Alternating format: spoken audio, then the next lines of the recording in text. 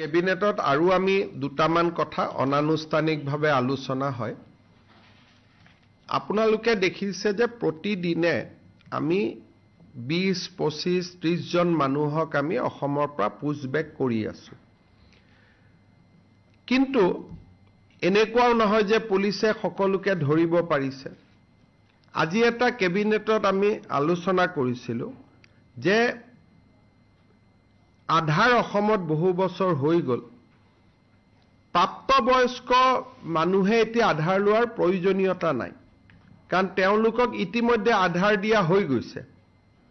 এতিয়া আধাৰ দিব লাগে খালি শিশুক, নতুনকৈ জন্ম হোৱা। গতিকে আমি এতিয়া অসমত এটা নিয়ম আনিম, অহা কেবিনেটত এই বিষয়ে আৰু আলোচনা হ'ব অলপ ভাল কৰি, যে প্ৰাপ্তবয়স্কই আধাৰ বিচাৰিলে অকল জিলা উপায়ুক্তহে তাক দিব পাৰিব। আন কোনেও প্ৰাপ্তবয়স্কক আধাৰ দিব নোৱাৰিব। ইয়াৰ ফলত বাংলাদেশৰ পৰা অহা ফ্ৰেছ মানুহে আধাৰ কাৰ্ড ল'ব নোৱাৰিব। আৰু একেবাৰে আমি ৰাস্তাটোও বন্ধ কৰা নাই। কোনোবা যদি জেনুইন মানুহ আছে, বিশেষকৈ চাহ বাগিচা অঞ্চলত কিছু জেনুইন মানুহ এতিয়াও আধাৰ পোৱা নাই, তেওঁলোকক জিলা উপায়ুক্তজনে দিব পাৰিব। তাৰমানে আগতে আধাৰ কেন্দ্ৰতে পাই যায় বা SDC অফিচত পায়, এতিয়া ডিচি জনে নিজে নোচোৱালৈকে আধাৰ পোৱা ৰাস্তাটো বন্ধ হৈ যাব। এইটো এটা অসমত আমি নতুন বিদেশী মানুহে যাতে আধাৰ নাপায় তাৰ কাৰণে এটা ডাঙৰ ব্যৱস্থা হ'ব, এটা ডিটাৰেণ্ট হ'ব। আৰু আজিকালি আধাৰ ল'বৰ কাৰণে বা এইবাৰ ভোটাৰ লিষ্টতো নাম সোমাবৰ কাৰণে জন্ম মৃত্যুৰ প্ৰমাণ পত্ৰ লাগিব লাহে লাহে। সেইকাৰণে আমি জন্মৰ প্ৰমাণ পত্ৰ দিয়া ব্যৱস্থাকো অলপ টাইট কৰিব খুজিছো। বহুদিন আগতে জন্ম লোৱা মানুহেও, যে আজি মোৰ বয়স 16 বছৰ, 16 বছৰ আগত ডেট এটা দি মই বেক ডেটত জন্ম পত্ৰ লওঁ। বেক ডেট মানে ইলিগেলি নহয়, লিগেলিয়ে লওঁ। মই লিখিয়ে দিওঁ যে মোৰ 1980 চনত জন্ম হৈছিল, তেতিয়া মই জন্মৰ প্ৰমাণ পত্ৰ ল'ব নোৱাৰিলো, এতিয়া মোক জন্মৰ প্ৰমাণ পত্ৰ দিয়ক।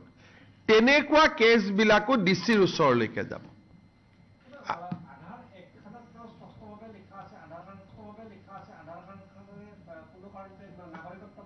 এটা নাগৰিকত্ব প্ৰমাণ নহয়, কিন্তু আধাৰখন দেখুৱালেতো ৰেলৰ টিকটো পায়, ভোটাৰ লিষ্টতো নাম পায়।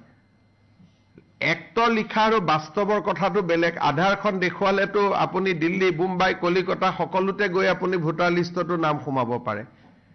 এতিয়া আমাৰ অসমত, ভাৰতত গেছৰ চিলিণ্ডাৰ ল'বও আধাৰ লাগে, বেংক একাউণ্ট খুলিবও আধাৰ লাগে। গতিকে আধাৰখন হৈ গ'লে বাকী কামখিনি ইজি হৈ যায়। আধাৰখনক ব্লক কৰি দিলে বাকী একো কাম নহয়।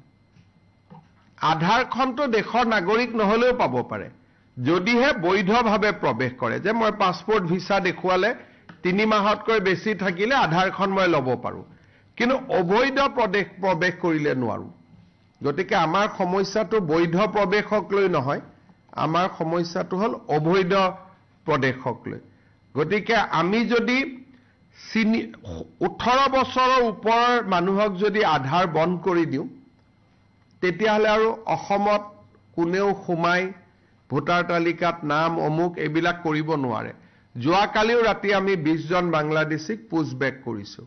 গতিকে যি নিয়ন্ত্ৰণ লাগে, সেই আইনী নিয়ন্ত্ৰণটো আমি এই ধৰণে আনিব খুজিছো। আধাৰ কাৰ্ড দিয়াটো খুব আমি টান কৰিব খুজিছো। অহা কেবিনেটত তাৰ আমি আনুষ্ঠানিক সিদ্ধান্ত ল'ম। দ্বিতীয়টোকে জেলত যাব। মানে অভিযোগটো যদি কোনোবাই FIR হিচাপত দিয়ে যে এখেতৰ বাল্য বিবাহত জড়িত, সমস্যাটো হ'ল যে থানাত দিব লাগিব। সচিবৰ ইয়াতো কাম নাই, এইটো ক্ৰিমিনেল কেছ হয়। কোনোবাই কৈছে যে মেট্ৰিক চাৰ্টিফিকেটখন ভুৱা, কোনোবাই কৈছে PU চাৰ্টিফিকেটখন ভুৱা। গতিকে এনেকুৱা গোটেই কেছখিনি পুলিচ থানাত দিব লাগিব। আৰু পুলিচ থানাত দিয়াৰ লগে লগে পুলিচে তাৰ ওপৰত একশ্যন ল'ব। শেষত আমাৰ যিটো কথা ক'ব খুজিছিলোঁ, যিটো বোকাখাতত গ্ৰেনেড বিস্ফোৰণৰ ঘটনা আছিলে, এই ঘটনাৰ লগত জড়িত হ'ব নহয়, সেইকাৰণে কিছুমান কথা মই জানি বুজি অসমীয়াত কওঁ। टुडे हम लोग आज असम सरकार में कैबिनेट बैठक में ये चर्चा हुए थे कि आधार कार्ड हम एडल्ट सिटीजन को अभी आगे देने का जो नियम है इसको थोड़ा हम लोग टाइट बनाना चाहता हूं।